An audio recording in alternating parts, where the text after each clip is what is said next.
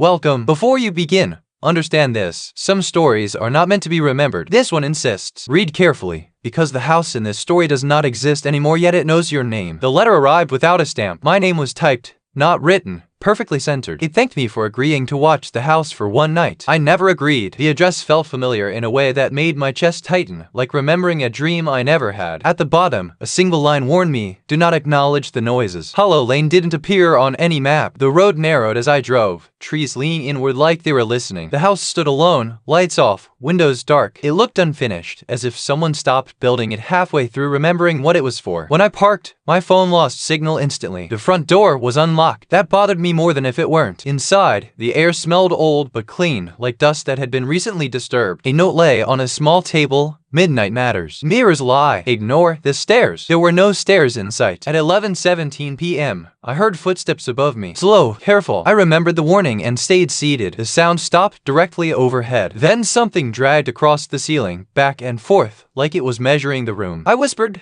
hello. The house went silent. I had acknowledged the noise. The walls began to hum softly, not a sound but a pressure, as if the house was breathing. I noticed faint markings carved into the paint, tall lines, grouped in fives, counting something. Some were scratched out violently. Others were circled, as if they had been chosen. I checked my watch. 11:32 p.m. I blinked. It was suddenly 11:58. No memory of the missing minutes. The hum deepened. From somewhere behind me, a voice copied my breathing perfectly, a half-second delayed. I held my breath. So did it. In the hallway, a tall mirror leaned against the wall, facing the door. I didn't remember passing it before. My reflection lagged when I moved. When I smiled nervously, it didn't. Instead, it raised its finger to its lips, warning me to stay quiet.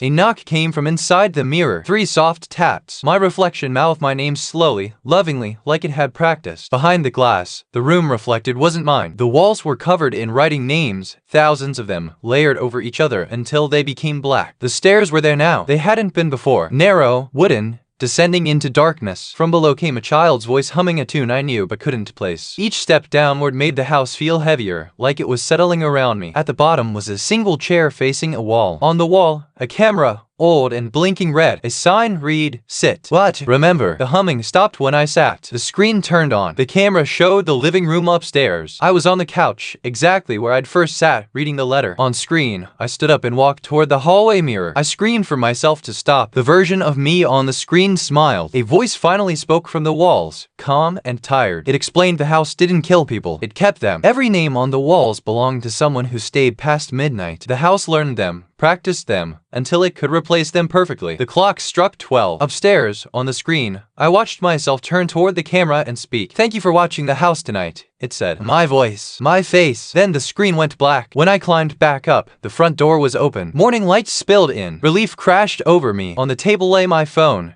now with full signal. A message notification blinked. Did you get home safe? From me. Outside, my car reflected in the window. I waved at my reflection. It waved back too slowly. The house behind me was silent, satisfied. I understood then. It didn't need me anymore. It already had a better version. My phone rang. My own number. I answered. Please, my voice begged from the other end. Don't let it keep me. Behind me, the front door of the house slowly closed by itself. If I went back inside, maybe I could fix it. If I drove away, I could live. The house didn't rush me. It knew how this ended. The letter had never been an invitation. It was a warning sent too late. I drove. I didn't look back. The road felt longer than before. My reflection in the rearview mirror smiled when I didn't. When I reached the main road, the smile finally faded. I thought it was over. That night, a letter slid under my apartment door. No stamp. Perfectly centered text. Thank you for staying. In the mirror across the room, something lifted its finger to its lips. Thank you for reading. If you heard something while you were alone, ignore it. If you see this story again, you've already been chosen. And if the house ever knows your name, it's too late to leave.